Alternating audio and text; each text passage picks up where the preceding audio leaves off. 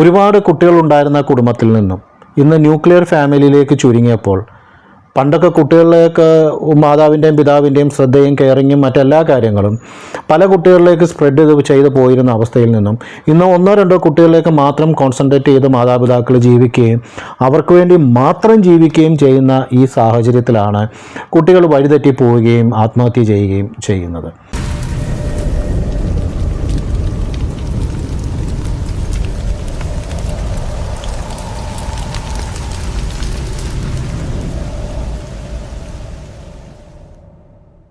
എത്രയെത്ര awareness sessions ഉണ്ടായാലും കാര്യങ്ങൾ അറിഞ്ഞാലും പഠിച്ചാലും ആൾക്കാർ പറഞ്ഞാലും ഇതൊന്നും മനസ്സിലാക്കാൻ ഞാൻ തയ്യാറല്ല എന്ന് പറഞ്ഞ് ജീവിക്കുന്ന കുറച്ച് മാതാക്കളും പിതാക്കളും ഉണ്ട്.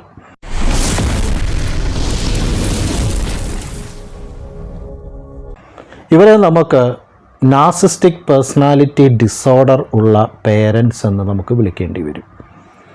ഇങ്ങനെയുള്ള പേരൻസ് ചെയ്യുന്ന 10 കാര്യങ്ങളാണ് ഞാനിവിടെ പറയാനായിട്ട് ആഗ്രഹിക്കുന്നത്. അതല്ലെങ്കിൽ ഈ കുട്ടികളെ ഈ പറഞ്ഞ അവസ്ഥയിലേക്ക് തള്ളിവിടുന്ന 10 കാര്യങ്ങൾ, മിനിമം 10ലൊന്നും ഒതുങ്ങുന്നില്ല, മിനിമം 10 കാര്യങ്ങളാണ് ഞാൻ പറയാൻ ഉദ്ദേശിക്കുന്നത്. ഇങ്ങനെയുള്ള മാതാപിതാക്കളിൽ ഒന്നാമതായിട്ടും ഏറ്റവും പ്രധാനമായിട്ടും കണ്ടുവരുന്ന ഒരവസ്ഥയാണ് സെൽഫ് സെൻറ്റേർനെസ് എന്ന് പറയുന്നതും lack of empathy towards children എന്ന് പറയുന്നത്. ഇങ്ങനെയുള്ള പേരൻസിന് രണ്ടാമത് ഉള്ള ഒരു സ്വഭാവമായിരിക്കും ലവ് ആസ് എ റിവാർഡ് എന്ന് പറയുന്നത്. അതായത് ഇവർ കുട്ടികൾക്ക് സ്നേഹം കൊടുക്കുന്ന ഒരു കണ്ടീഷണൽ ബേസിസിലായിരിക്കും. അതായത് നിങ്ങൾ എന്തെങ്കിലും അച്ചീവ് ചെയ്തുകൊണ്ട് വരൂ, ഞാൻ നിന്നെ സ്നേഹിക്കാം, നിനക്ക് മാർക്ക് കിട്ടിയാൽ ഞാൻ സ്നേഹം തരാം, നീ എന്തെങ്കിലും അച്ചീവ് ചെയ്തുകൊണ്ട് വരൂ, നിനക്ക് ഞാൻ സ്നേഹം തരാം, നീ ടാലൻറ്റ് കാണിച്ച് സർട്ടിഫിക്കറ്റോ ട്രോഫിയോ കൊണ്ടുവരൂ, നിനക്ക് ഞാൻ സ്നേഹം തരാം. അതുപോലെ എന്തെങ്കിലും നീ നല്ല കാര്യങ്ങൾ ചെയ്താൽ അല്ലെങ്കിൽ നീ സംതിങ് എക്സ്ട്രാ ചെയ്താൽ മാത്രം നിനക്ക് ഞാൻ സ്നേഹം തരികയുള്ളൂ. ഈ സെൽഫ് സെൻറ്റേർനെസ്സും കണ്ടീഷണൽ ലവും കഴിഞ്ഞാൽ പിന്നെ മാതാപിതാക്കൾ ചെയ്യുന്നൊരു കാര്യമാണ് മൈക്രോ മാനേജ്മെൻറ്റ് എന്ന് പറയുന്ന ഒരു കാര്യം. എന്ന് പറഞ്ഞാൽ കുട്ടികളെ ഓവറായിട്ട് കൺട്രോൾ ചെയ്ത് മൈക്രോ മാനേജ്മെൻറ്റ് നടത്തി ഈച്ച് ആൻഡ് എവരി കാര്യങ്ങൾ, ഓരോരോ മൈന്യൂട്ട് കാര്യങ്ങളും കുട്ടികളെ എങ്ങനെ ചെയ്യണമെന്ന് പേരൻസ് തീരുമാനിക്കുക. ഇതിൽ പരം ഒരു മണ്ടത്തരം ഇല്ലെന്ന് മാത്രമല്ല, ഇതിൽ പരം കുട്ടികളെ നശിപ്പിച്ച് കളയാനായിട്ട് വേറൊരു കാര്യം ചെയ്യുകയും വേണ്ട.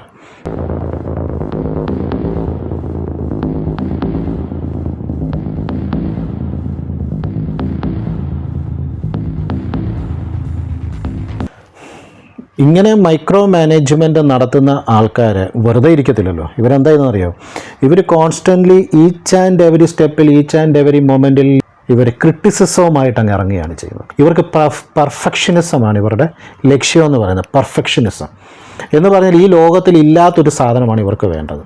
ഈ പെർഫെക്ഷനിസ്റ്റുകളുടെ കുട്ടികൾക്ക് ഏതെങ്കിലും തരത്തിലുള്ള ഒരു മാനസികമായിട്ടുള്ളൊരു ബുദ്ധിമുട്ട്, സ്ട്രെസ് ആവാം, ആങ്സൈറ്റി ആവാം, ഈ പറഞ്ഞ പോലെ ഈ OCPD കൊണ്ടോ അതല്ലെങ്കിൽ ഈ NPD കൊണ്ടോ ഈ കുട്ടികൾക്ക് എന്തെങ്കിലും ബുദ്ധിമുട്ടുണ്ട്, എനിക്കൊരു ഹെൽപ്പ് വേണമെന്ന് ആ കുട്ടി പറഞ്ഞാൽ ഒരിക്കലും അവർ ആ കുട്ടിക്ക് ഒരു ഹെൽപ്പ് കൊടുക്കാൻ, ഒരു കൗൺസിലിങ്ങോ അല്ലെങ്കിൽ ഒരു സൈക്കോളജിസ്റ്റിനെ കാണിക്കാനോ അതല്ലെങ്കിൽ ഒരു ഡോക്ടറെ കാണിക്കാനോ ഇവർ തയ്യാറാകത്തില്ല. അതുപോലെ തന്നെ കുട്ടികൾക്ക് ഇങ്ങനെ ഒരു അവസ്ഥയുണ്ടെന്നും അവർ അംഗീകരിക്കത്തില്ല. അവരിതിനെ മുഴുവൻ കുട്ടികളുടെ തോന്നിവാസമായിട്ടും അനുസരണക്കേടായിട്ടും അഹങ്കാരമായിട്ടും മാത്രമേ ഇവർ കാണുകയുള്ളൂ. അങ്ങനെ ഇതിനെ ഡിനൈ ചെയ്ത് കുട്ടികളെ മുന്നോട്ട് കൊണ്ടുപോകാനായിട്ട് ഇവർ ഉപയോഗിക്കുന്ന ഒരു ടെക്നിക്കായിരിക്കും ഗ്യാസ് ലൈറ്റിംഗ് എന്ന് പറയുന്നത്. ഈ ഗ്യാസ് ലൈറ്റിംഗ് വഴി ഇവരെ ബ്ലെയിം ഷിഫ്റ്റിംഗ് നടത്തുകയാണ് കുട്ടികളിലേക്ക്.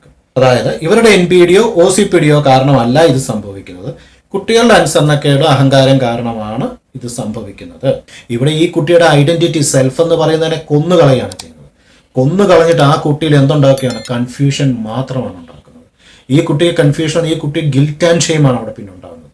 ഈ റോൾ കൺഫ്യൂഷനിൽ അത് എന്ത് ചെയ്യണമെന്ന് അറിയത്തില്ല, അത് ചെയ്യുന്ന എല്ലാം തെറ്റാണ്. അതിൻ്റെ ഫീലിങ്സിലെ പോലും അതിനെ വിശ്വസിക്കാൻ പറ്റത്തില്ല. ഈ അപ്പനായാലും അമ്മയായാലും OCPD NPD ഉള്ള ഇയാൾ പറയുന്നത് നീ ചിന്തിക്കുന്ന തെറ്റാണ്, നിന്റെ ഫീലിംഗ് പോലും തെറ്റാണ്, നിനക്ക് ഫീൽ ചെയ്തത് പോലും തെറ്റാണ് എന്ന് ഈ വ്യക്തി ഗ്യാസ് ലൈറ്റിംഗ് നടത്തി ഈ കുട്ടിയെ പറഞ്ഞ് പഠിപ്പിക്കുകയാണ്, അല്ലെ ഫീൽ ചെയ്യിപ്പിക്കുകയാണ്, വിശ്വസിപ്പിക്കുകയാണ്. ഇവരടുത്തത് ഈ കുട്ടിയെ ഇമോഷണലി ബ്ലാക്ക്മെയിൽ ചെയ്യാനായിട്ട് ശ്രമിക്കും. അതായത് ഈ പേരൻറ്റിൻ്റെ ഇമോഷൻസിന് ഈ പേരൻ്റ് ദുഃഖം അനുഭവിക്കാൻ പോവുകയാണ്. ഇനി ഈ പേരൻ്റ് ദുഃഖം അനുഭവിക്കുന്നതിൻ്റെ കാരണം എന്താ? ആരാണ്? ഈ കുട്ടിയാണ്, അല്ലെ കുട്ടികളാണ്.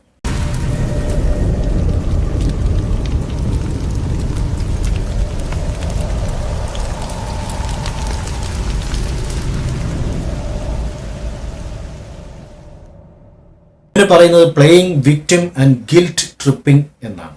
ഈ പേരന്റ് പിന്നെ അങ്ങ് വിക്ടിമായി മാറുക. ഈ പേരന്റ് ഭയങ്കരമായിട്ട് മാനസിക ബുദ്ധിമുട്ട് അനുഭവിക്കുന്ന, വിഷമം അനുഭവിക്കുന്ന, മാനസികമായി തകർന്നു പോയുന്ന ഒരാളായിട്ട് പേരന്റ് അങ്ങ് മാറിയിട്ട് ഇതിന് കാരണം മുഴുവൻ ഈ കുട്ടിയാണ്. അപ്പോൾ ഇവർ ഗിൽറ്റ് ട്രിപ്പിംഗ് ചെയ്തിട്ടും കാര്യം നടക്കാത്ത, അപ്പോൾ നെക്സ്റ്റ് സ്ട്രാറ്റജിയാണ് golden child versus scapegoat dynamic. ഇവർക്ക് ഒന്നിൽ കൂടുതൽ കുട്ടികളുണ്ടെങ്കിൽ ഒരു കുട്ടിയെ ഇവർ ഗോൾഡൻ ചൈൽഡായിട്ട് ഇങ്ങ് എടുക്കും. അതായത് ആ കുട്ടി എല്ലാം കൊണ്ടും പെർഫെക്റ്റ് ആണെന്ന് വെറുതെ എന്ന് പറയും. മറ്റേ കുട്ടിയെ ടാർഗറ്റ് ചെയ്തിട്ട് മറ്റേ കുട്ടിയോട് പറയാം, നീ ഇവനെ കണ്ട് പഠിക്കുക. ഇനി ഇവർക്ക് കുട്ടികളില്ലെന്ന് തന്നെ ഇരിക്കട്ടെ, ഈ ഒരൊറ്റ കുട്ടിയേ ഉള്ളൂ.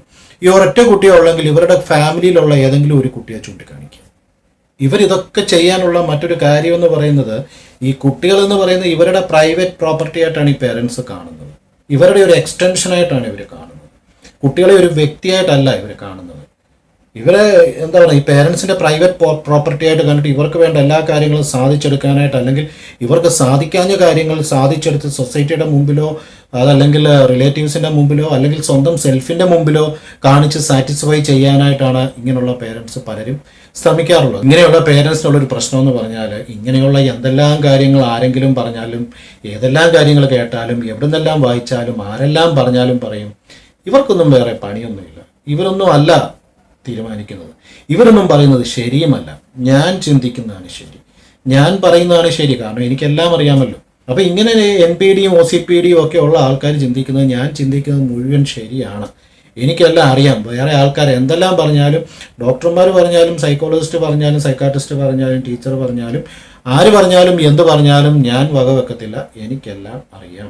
അതുകൊണ്ട് തന്നെ ഞാൻ എന്ത് ചെയ്യത്തില്ല, കുട്ടികളുടെ മുമ്പിൽ ഒരു സോറി പറയത്തില്ല, ഒരു താങ്ക് യു പറയത്തില്ല. അതുകൊണ്ട് തന്നെ ഇവർ കുട്ടികളുടെ മേലെ ബ്ലെയിം ഷിഫ്റ്റിംഗ് നടത്തി, ഗിൽറ്റ് ട്രിപ്പിംഗ് നടത്തി, ഗ്യാസ് ലൈറ്റിംഗ് നടത്തി, ഇവർ നമ്മൾ ഈ പറഞ്ഞ പോലെ ഒരു 10 ടെക്നിക്സുകൾ ഈ കുട്ടികളുടെ മേലെ പ്രയോഗിച്ചുകൊണ്ട് ഒന്നുകിൽ ഈ കുട്ടി സൂയിസൈഡ് ചെയ്യുന്നവരെ, അതല്ലെങ്കിൽ ഒരു തികഞ്ഞ മാനസിക രോഗിയായി മാറുന്നവരെ, അതല്ലെങ്കിൽ വല്ല അഡിക്ഷനും പെട്ട കുട്ടി പോകുന്നവരെ, അതല്ലെങ്കിൽ ഒരു ക്രിമിനലായിട്ട് വീട് വിട്ട് പോകുന്നവരെ ഇവർ ഈ പരിപാടികൾ ചെയ്തുകൊണ്ടിരിക്കും. ഈ സൂയിസൈഡിനൊക്കെ അപ്പുറം നമ്മളിപ്പോൾ കണ്ടുവരുന്നൊരു പ്രതിഭാസമുണ്ട്, മാതാപിതാക്കളെ അങ്ങ് കൊന്നുകളയുക എന്നുള്ള സാധനം. ഇതിലേതെങ്കിലുമൊക്കെ ഇവരുണ്ടാക്കിയെടുക്കും. ഇത്രയൊന്നും നിങ്ങൾ ജീവിതം കൊണ്ട് പ്രയത്നിച്ച് ഇത്രയും വലിയ സംഭവങ്ങളൊന്നും ക്രിയേറ്റ് ചെയ്യേണ്ട കാര്യമില്ല.